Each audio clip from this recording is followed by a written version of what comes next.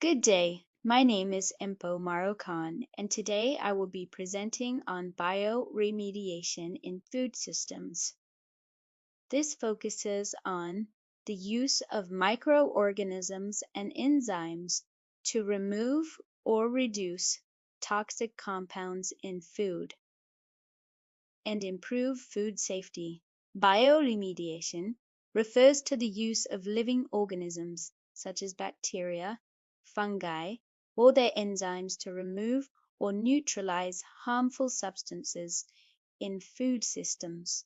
This is important because food can be contaminated with toxins such as mycotoxins and pesticide residues. The main mechanisms involved are biodegradation and adsorption. In biodegradation, microorganisms break down toxic compounds into less harmful substances. In adsorption, toxins bind to microbial cells, preventing their absorption in the human body. The effectiveness of bioremediation depends on factors such as temperature, pH, moisture content, and the type of microorganism used.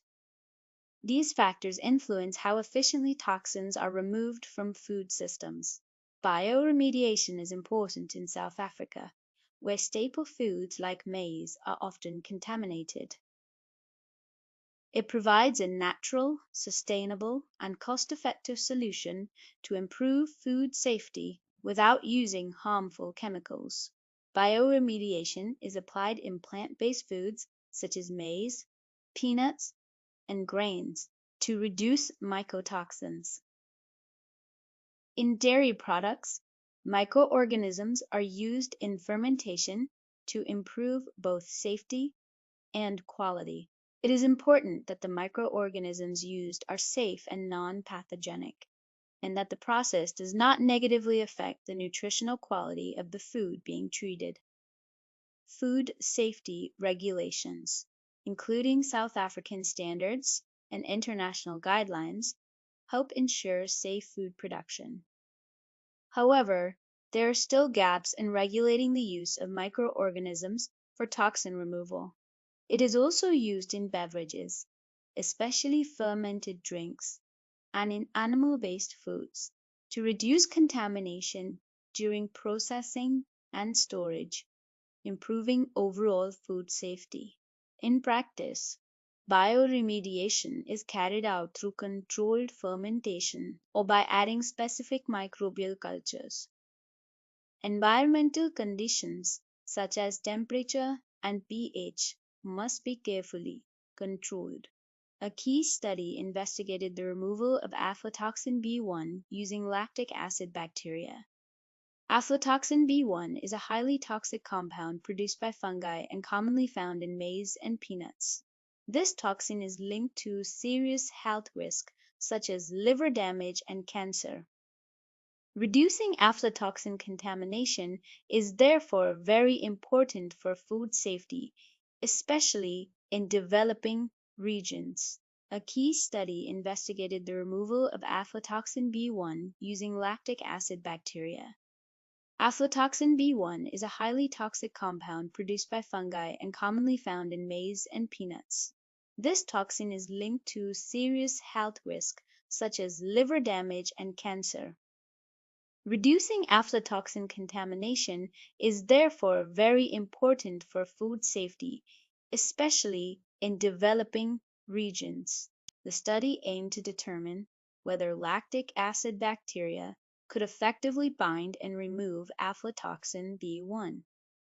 These bacteria are commonly used in food fermentation and are considered safe. Researchers tested 12 different bacterial strains, including Lactobacillus rhamnosus, G, and LC705. These were exposed to contaminated solutions under controlled laboratory conditions.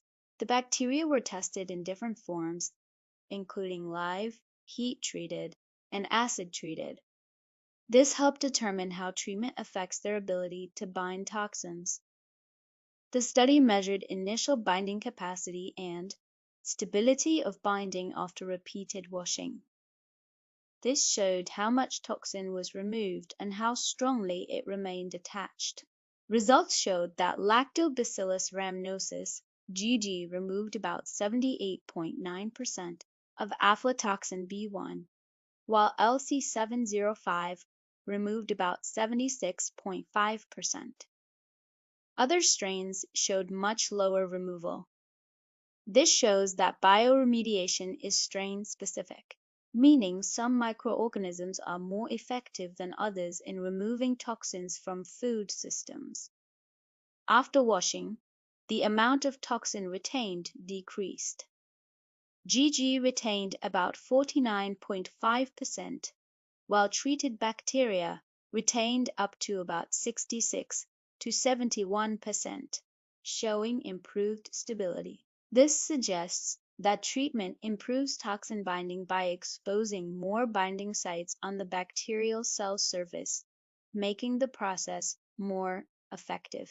However, a limitation is that binding is reversible. This means toxins can be released under certain conditions, which reduces the effectiveness of complete detoxification. Bioremediation improves food safety without significantly affecting nutritional value. It may also influence flavor and texture, especially in fermented foods. From a consumer perspective, natural detoxification methods are generally accepted, although some concerns may exist about the use of microorganisms in food. In South Africa, bioremediation is highly relevant due to maize consumption and toxin risks.